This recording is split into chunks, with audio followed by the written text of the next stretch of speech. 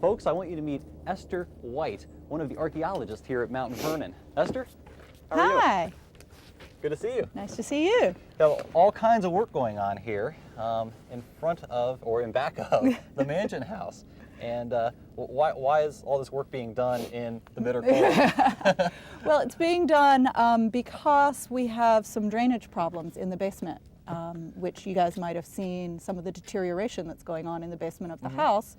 And in the spring, we hope to install a drain all the way around the house at the foot of the foundation. Oh. And so before Mount Vernon digs anywhere on the property, the archaeologists come out and do excavations to recover all the artifacts that are in the soil and also to find all the features. Right. Lisa is excavating a scaffolding hole that was originally dug in the 1750s, and a piece of scaffolding was placed in it. And we think that the scaffolding was in place when George Washington raised the roof of the house, when he married Martha Washington and made the house a full story bigger. Okay, that was the change from the 1.5 story to the 2.5 story structure that we see today. Right, and so without the wings. Without the wings. Right. So that was done in 1750, and you're actually finding the holes where the scaffolding was placed there in 1750. That's just amazing. And we can tell where the scaffolding was placed and where they dug the hole into the ground to put the scaffolding in. Now, after all of this is dug up, you look for those artifacts in that dirt that you brought up, and you put it in the pails, I see. What goes on then? We screen it, and it looks like Kurt just about has a full bucket of dirt. Oh, great. He can bring it over, and we can watch him screen it and see what we find. Okay.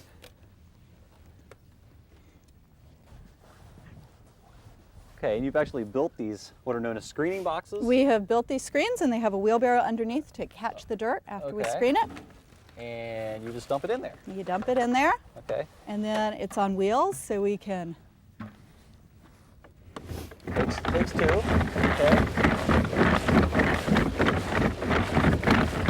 Screen it back and forth, and then you just push the dirt through. Is that's just a 1/4-inch mesh screen? Yeah, this is a 1/4-inch mesh, and we use a different size screen depending upon how old the soil is.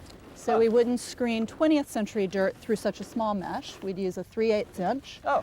Because we don't need to find... for time reasons, okay. Yeah, and we don't need to find every bit of trash that the tourists leave behind.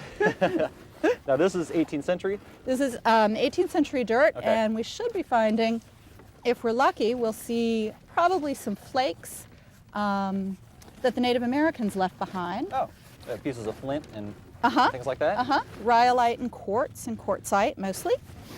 Did we hit it rich? Like gold nuggets and things like that? No? And occasionally we'll find some brick and oyster shell. I see there are a couple cabinets over here. Or... Right, we've got these out for the visitors that come by the site. We try to talk to them, and they like to see some of the things that we've been finding. Nice little display. Yeah, as you can see, most of the things are real small. We think that these were all just swept out of the house. For instance, when they break mugs or plates, you don't always pick up all the pieces, and you sweep the floor so you don't cut your feet, and these are getting swept out of the house. Buttons, just like in the 18th century. Those are made out of bone. They're made out of bone, and buttons. you know, if your button pops off your shirt or your coat, you may not find it. China, and I noticed there's some other bones, animal bones. Animal bones from the foods that were eaten, shoe buckles, tobacco pipes, wine glass fragments. I noticed that where you're digging is fairly close to what was their private dining room.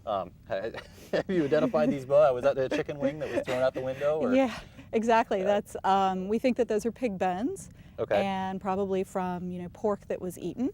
And then we also find things like nails and window glass from doing work on the front of the house. Oh.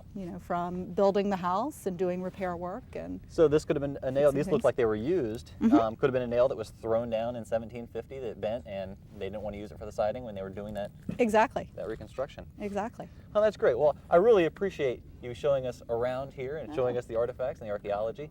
I appreciate it. You're doing great work. Well, thank you very much. Thank you.